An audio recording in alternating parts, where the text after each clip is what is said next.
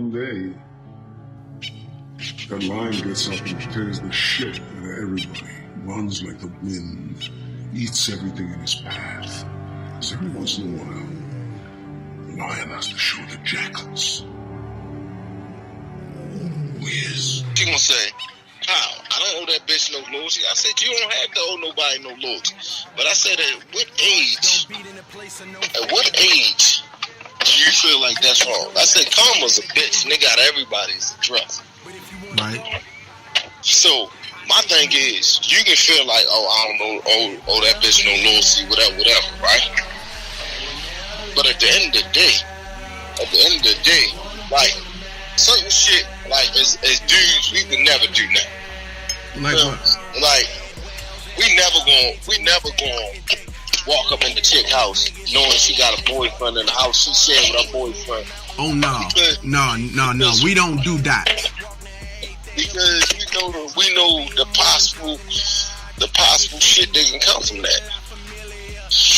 Like, bitches be trying to go so hard, and the thing is that I laugh about certain shit like that is, she's one of those bitches that has the go hard mentality. But right. If a bitch come off at it, she gonna call the police. Oh, one of them too. No, bitch. No. Yeah. If you do some shit to somebody, like I told her one time, because she went up in this girl house, right? Dealing with this guy, the girl at work. I said, I don't wish nothing ill on nobody.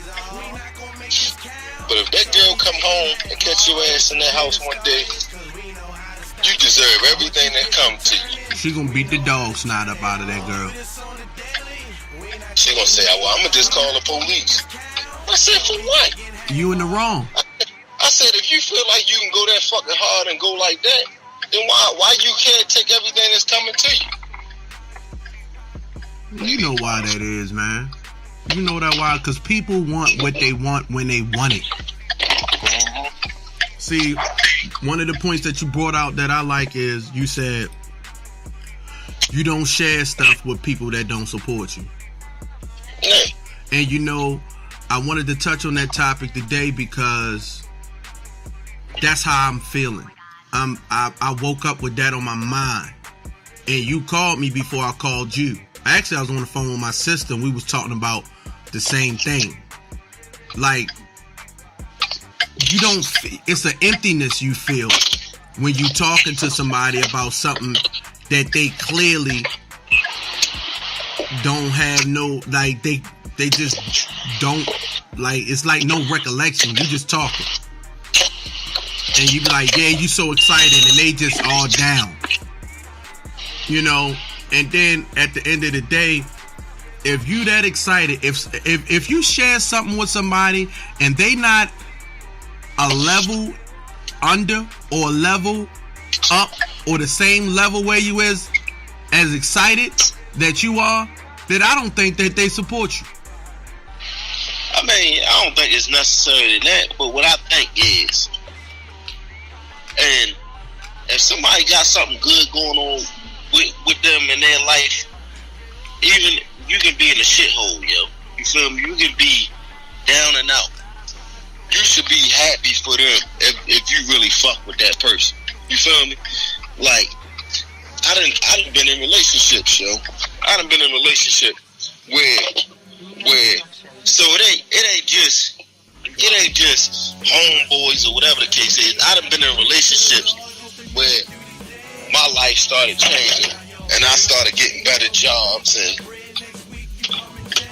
cars and shit, and the motherfucker, the person I'm in a relationship with, we living together, started getting jealous, like because it's a sense of I'm passing them, or it's a more independent thing.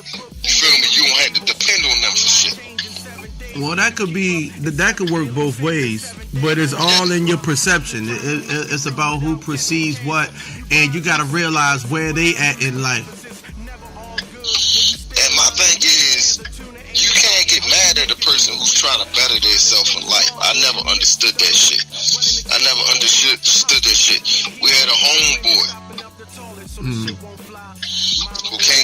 mouth and said, I want to change, but if I change, how is everybody going to accept me? And I told him, nigga, you at a point in your life where you got kids. How the fuck are you worried about how everybody else gonna accept you, supposed to what you need to do in life? Because everybody want to be the man. Slowly but surely, this nigga ain't never changed. He's still the same fucking person he was when we were 16 and 17. He still had the same immature mindset because he was so worried about being accepted instead of worrying about what was best for him in life. Yeah. That's why you gotta watch out. You gotta watch out for motherfuckers who call themselves your friend, yo. Well, then you got like the approval standard. Like some people feel as though that they have this certain level of approval, like they should look for approval. And at the end of the day, the only thing you looking for is just a acknowledgement, I guess. I don't know, man. Like, I don't believe in feeding a whole block. I don't believe in feeding a whole hood.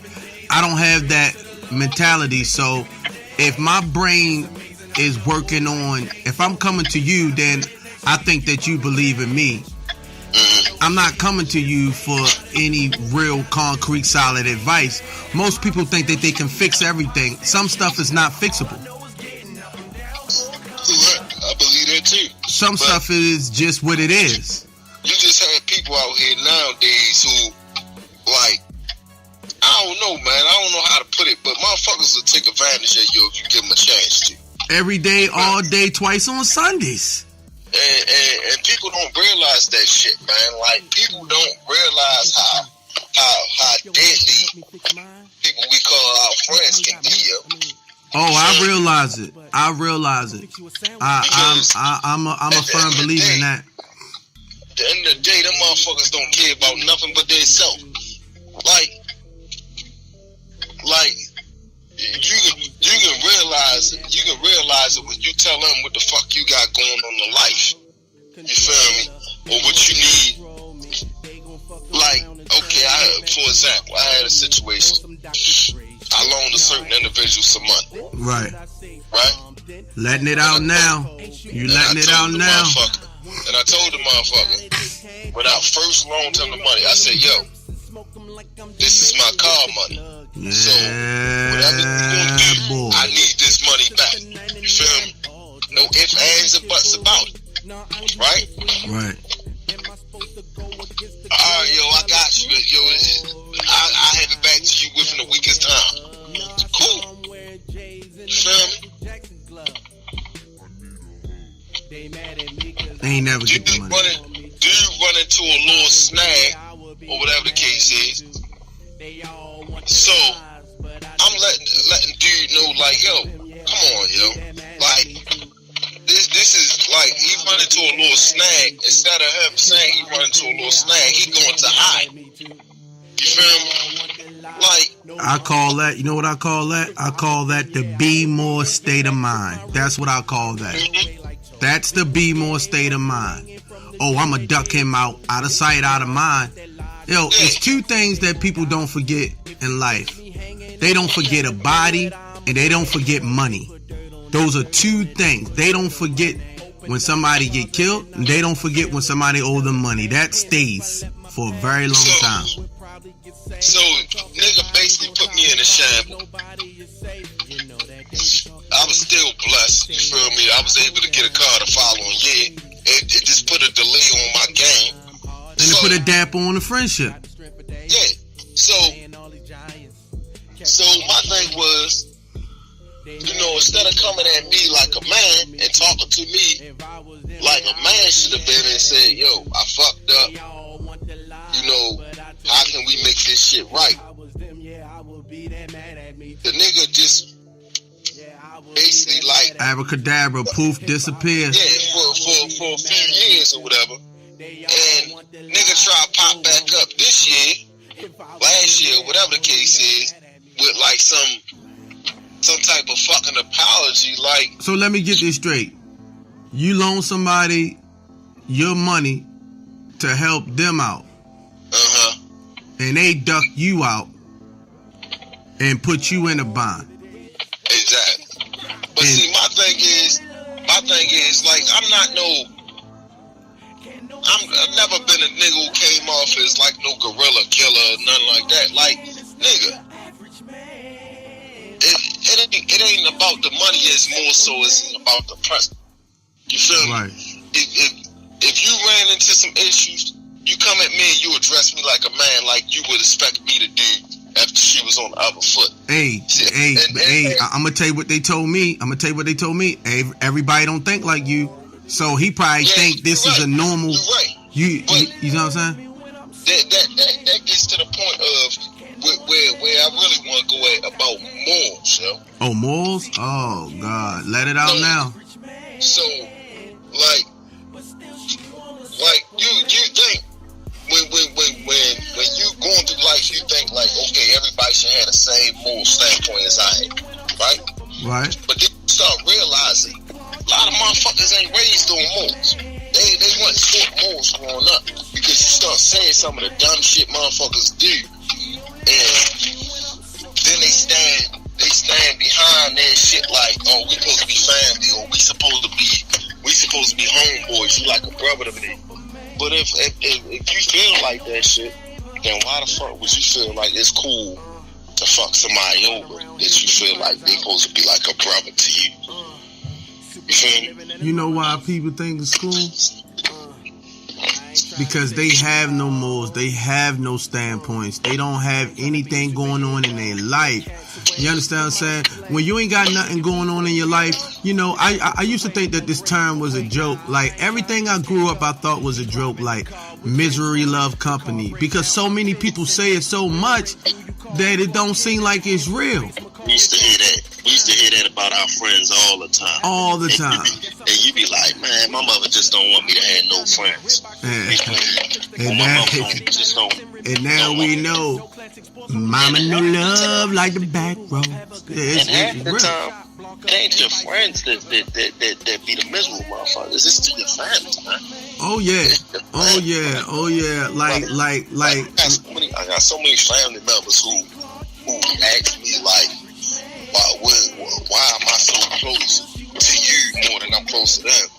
Like, nigga, what does it really fucking matter?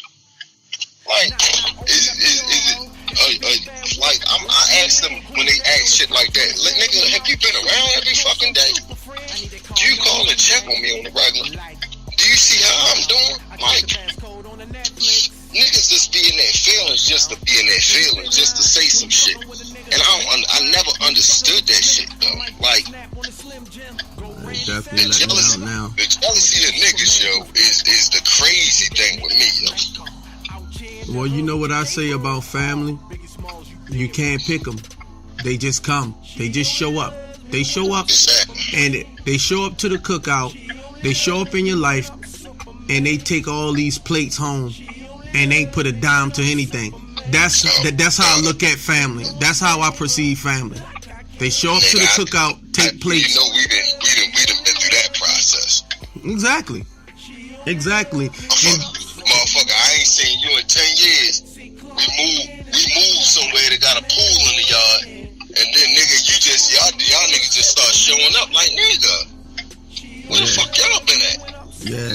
We ain't changed. We still the same motherfuckers. Yeah. I used to have a family member who said, yo, you know to come around Christmas time, yo, because your mother always handing out bags on Christmas time. And I'm like, nigga, you gonna really say some shit like that to me about my mama? Like, nigga, what kind of respect do you have for first of all, for me? Secondly, like, nigga, that's still your family member. Like, no, nigga, come on now. They show up to the cookout, ain't bring nothing, but leave with all the bags. Exactly. That shit be crazy, yo. It makes you think, like, yo. And it made me have to start thinking, like, yo, who can I trust when something really go wrong? Man, look, That's why I don't believe in no A1 day one. Oh, these my rollies, these my. No, those be the ones that do it to you, man. Those be the ones that do it to you. You know why? You know why? Because they don't have to respect you. They feel like they don't have to respect you. Have you ever had a homeboy or family member that just overstep their boundaries, and just because y'all families and homeboys, they think that's the wave, like that's what they supposed to do, like, oh, that's my man. They feel like you should allow them to push that ball. You should allow them to keep pushing that ball. Like, nigga, no, man, we ain't doing that. We ain't doing that. I'm a man just like you. It's always the ones who always screaming like they demanding respect. They demanding to be acknowledged. Like, nigga, I'm a man just like you at the end of the day. And at the end of the day, you're not going to force me to do anything. Like, that's just like the homeboy who him and my brother got into it. And he comes in the house. He comes in the house while we had a household full of company. Right? Right. And gonna tell that man, you owe me an apology. Like, nigga, don't nobody owe you shit. Like, yo, you a fucking man at the end of the day. Don't nobody owe you shit. Like, but see, then again, at the end of the day, what is a man? You understand what I'm saying? What do we define as a man? Like me and my homeboy got into it the other day about being a man. You know what I mean? Like I think he said he was like 17, 18 years old, and I think his mother asked him for some money for a bill, and he gave her the money for the bill. And the stepfather asked him to go ahead and wash the dishes. But the stepfather wasn't paying no bills. So he tell the stepfather, won't you wash the dishes? I just put out $200 to the gas electric bill. You know what I mean? And he tried to say that the stepfather wasn't a man, and I just couldn't agree with it, man. I just couldn't agree with that, because if that's the guy that your mama picked, then that's the guy that's running the household. That's the man of the household. Right. Money might work outside of the household, but money don't work inside the house, bro. See, and that's what a lot of the young black kids is lacking, some type of figure in their life. You feel me? Like, my thing is, and this has always been my thing, you have dudes now who talk about, I want to see my son go to college, or I want to see my son get a good job. And then you turn around and look at them and like, what the fuck are you doing? And that motherfucker ain't even working. You feel me? It's right. Alright to want for your son, but with the figure that you put out there for him to see. Yeah, people got to step, like I said it's like a baby wearing a pamper. If you don't change the pamper, the baby will sit in that shit, and it'll sit on that baby all day. Imagine if you don't change a baby pamper for 12 hours, not 24, for 12 hours, it'll get stuck to them. You know, if it go any longer than that, they might have to surgically remove the diaper from the baby's ass. So that's how I think about situations. If you sit in the shit, it's going to get worse, and worse. You understand? Sometimes you got to change the pamper, take a step back, and look at this shit. You know what I mean? How many times have you took a shit, look back, like, God damn, that was a lot of shit. Well, that's how life is. If you get off the toilet and look back, you can see all the bullshit. But as long as you on the toilet, you can't see nothing. That's when I started to change. As a person, as a father, as a homeboy, as a friend, as an uncle, as a brother, that's when I started to change. People trip me up with these sayings, and you know, with sayings like defining men, and like everybody's definition gonna be different for a man. You feel me? Right. And my thing ourselves in the hole. You feel me? While we up there trying to define the next man or tell the next man how much of a man he is or he ain't. We start looking at the shit and be like, oh damn, I really don't fit that criteria either. Thank you. You feel me? So like that's why I don't pay niggas no mind when they judge what's going on in your life. What's going on in your life, you set the tone for your own life. So I can't sit there and tell another man like, oh, I don't feel like he a man, because you don't know what that motherfucking man has been through in his life. You don't know what the fuck he done been through, what he's going through, or what his mindset is. That's why I be sitting there looking at motherfuckers and they try to call people out. Like, nigga, have you looked at yourself? But you know what though? Once I stop looking for people approval, like I just want people to be a part of things. And if you don't want to be a part of something, just say you don't want to be a part of it. Don't tell me how I'm doing something wrong, or don't just trying to tell me how you trying to critique it and things of that nature. If you don't want to be a part of it, just don't be a part of it, man. You know, and if you really bang with me like that, you let me sit back and you let me flow things like we had the group CST, Kamikaze Street Team. You know what I'm saying? I went down the basement. I think I had like 80 songs, and everybody else, they probably had like, I say a good 20 songs apiece. You know, so I was out there really working. Like every time I hit the studio, I would have like 5 tracks ready in one day, you know. And my thing is this: if you got somebody that got that type of work ethic and intensity, everybody need to put that stuff behind. They need to put all the energy behind that one person. Maybe we could have got somewhere. Yeah, I mean, you know, and the thing about it is, it's about role players, yo. It's about role players. It's like knowing your role, knowing what you're good at, knowing what you're not. Everybody ain't a rapper. Everybody ain't a singer. Everybody ain't a beat maker. You know what I mean? Some people was just there to be a hype man. You know what I mean? Some people was just there to push buttons. Like, you know, it's you know how I look at it? I look at it like, you know, I'm a Lakers fan. I'm a huge Lakers fan. Ain't no secret. Everybody know. But ever since my boy left the game, Kobe, I ain't been watching basketball because I just have no desire. But I look at the triangle offense, man, and it's like a wonderful thing. You understand what I'm saying? And if you can relate that to life. You know what I'm saying? Everybody got role players, man. It's just play your role, yo. What is the main goal? To win a championship, right? Everybody come together to make something big, to get something big. But see, and this is the thing with society, with that whole thing. Like, it's a thin line between family and friends, man. I'm telling you. But society that made it, if you're not that guy, then you ain't shit. When that's not true. That's not true at all. You feel me?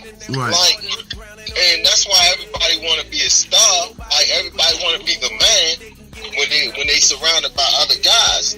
But that ain't always necessarily where you need to be at. I mean, my thing is, as long as you strive to be the guy, right. If you fall short, at least you can say you put your all into it to try to be that guy. You feel me? Right. But motherfuckers will, if they ain't that guy, then they're gonna envy stuff. You feel me? Right. And that's the bullshit right there. Yeah. That's the bullshit. Because you done seen everything that was black owned that had some success behind it. It's always fell apart over fucking jealousy. You feel me? You know what? That's facts. That's facts. You be having these groups like, damn, that was you know how dangerous they could have been if they reached their potential.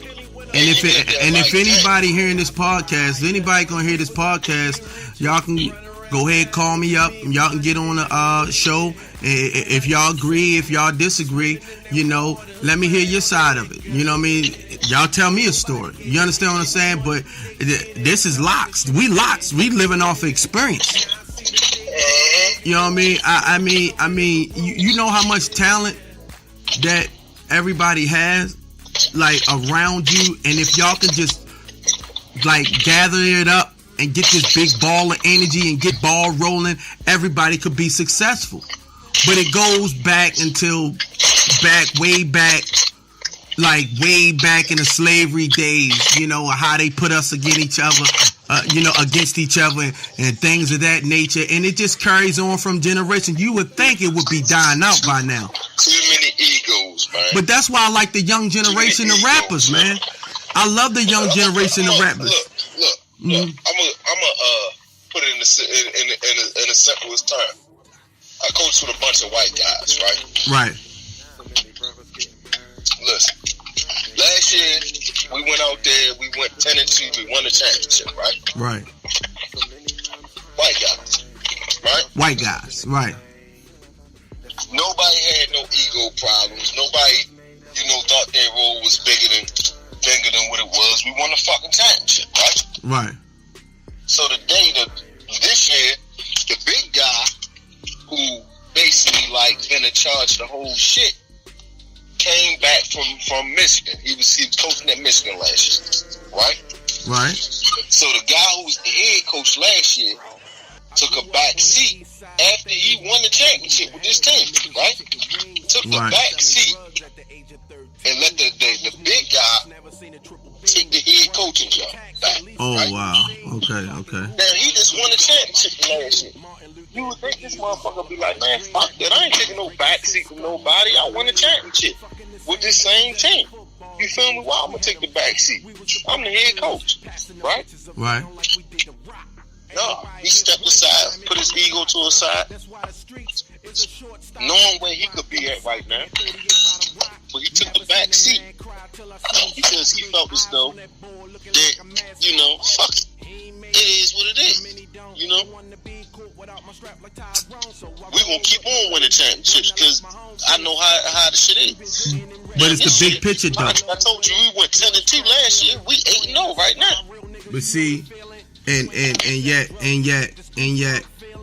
you started out like it started out from a passion. You played football, you coach football.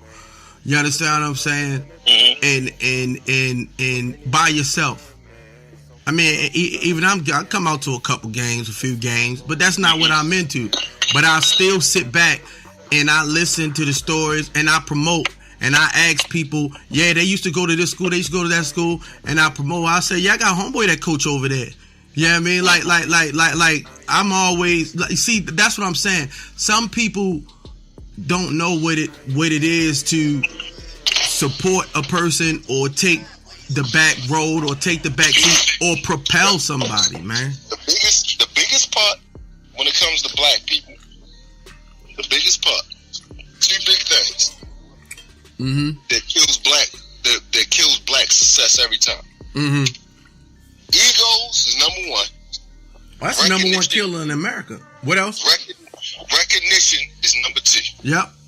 Oh, I did that. No, if it wasn't for me, he wouldn't be.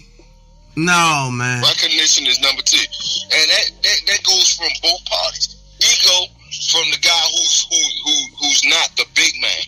Right. Be like, oh man, fuck that. I did this, I did that. And for the guy who is the big man, not realizing the pieces underneath of him need to be recognized because he can't make it as far as he make it without those guys. Or when we talk about recognition, like everybody, I don't care who you are, you could be 8 to 80, blind, crippled, and crazy, okay? Mm-hmm. Everybody likes to know that they're doing a good job. Exactly. That's all it comes to when it comes to recognition. Like, motherfuckers be always making it like it's about a dollar amount. It's about this. No, it's about appreciation. Like, I don't care if you come at me and say, yo, pat on the back, like, yo, what you just did right there, yo, that was real nice of you, man. But see, it's shit that we was taught when we were younger. Like, nigga, don't be soft. Don't be this. You feel me? And niggas take that shit as an adult and think it's a sin to praise a nigga or tell him good job. Exactly. But you know what? Because that's when you come up with the phrases like, yo, eat the food and leave a plate. Eat the food and leave a plate. Yeah, Listen, I don't like that one. I don't like that one. You know why I don't like that one? See, the world contradicts everything that we taught. Like, okay, I don't know everybody's religious standpoint, but you have like quotes in the Bible like those who finish first and finish last, right?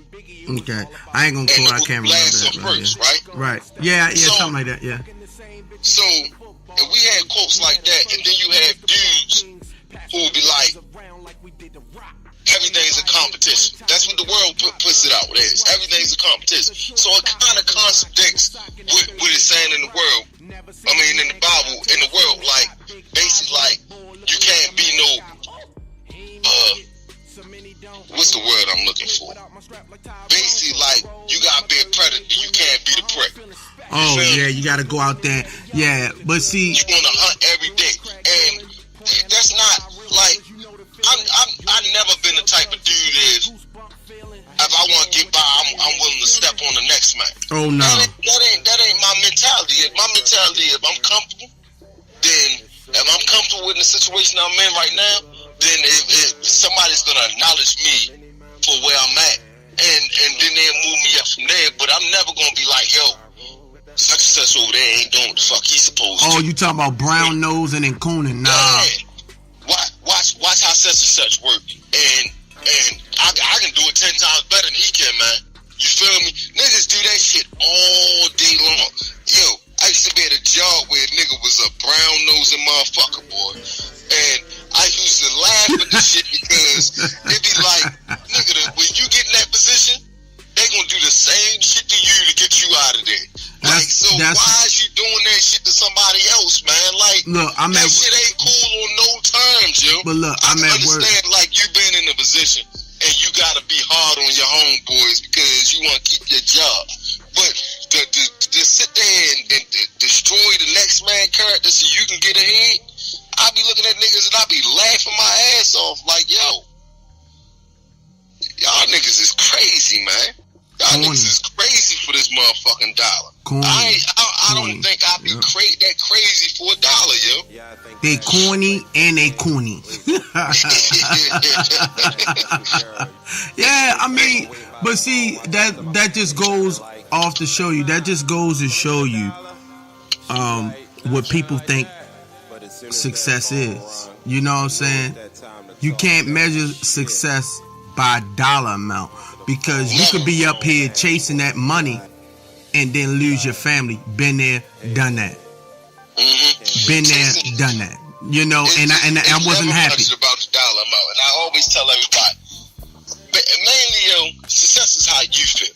Yep, it's how you feel. It's how you feel. It's a mental more so than it is a physical. And everybody want to make it like it's a physical thing. Like, oh, look, he's successful. He got a nice car. He got a nice. That's not that don't always 9 times out of 10 equal to success. You feel me? Because a motherfucker can have all that shit and be miserable as a motherfucker. Yeah. How many housewives you see have basically the world? They don't have to do shit. They sitting at home, they doing nothing, and they out there cheating like shit. Hey. Because they miserable as shit. They didn't think that life was gonna be that fucking miserable for them. Because that's not how success is measured, yo. Yeah. So like that's why I be looking at people like a dude told me some shit one day that made me laugh. We in the middle of a football game. He's talking shit. My team whooping his ass, his team's ass, and the nigga gonna tell me, nigga, don't say nothing to me. I'm more successful than you in life. And I had to sit back and look at that shit and be like, wow, really? You saying that based on what facts? Like, what facts do you have that you more successful than me in life? Well, cause you got a Charger and I got an Escort. That makes you successful. At the end of the day, we both got a car. Stupid because motherfuckers don't realize how quick shit like that can change. How we can switch positions. In the flash. I thought the movie about Eddie Murphy trading places was so funny. You know why I thought it was so funny? Yeah. Because that could be anybody in life. Facts. That can be anybody in life. You can shit on a motherfucker because you feel like you got more money than them, and then the next week they can be your boss.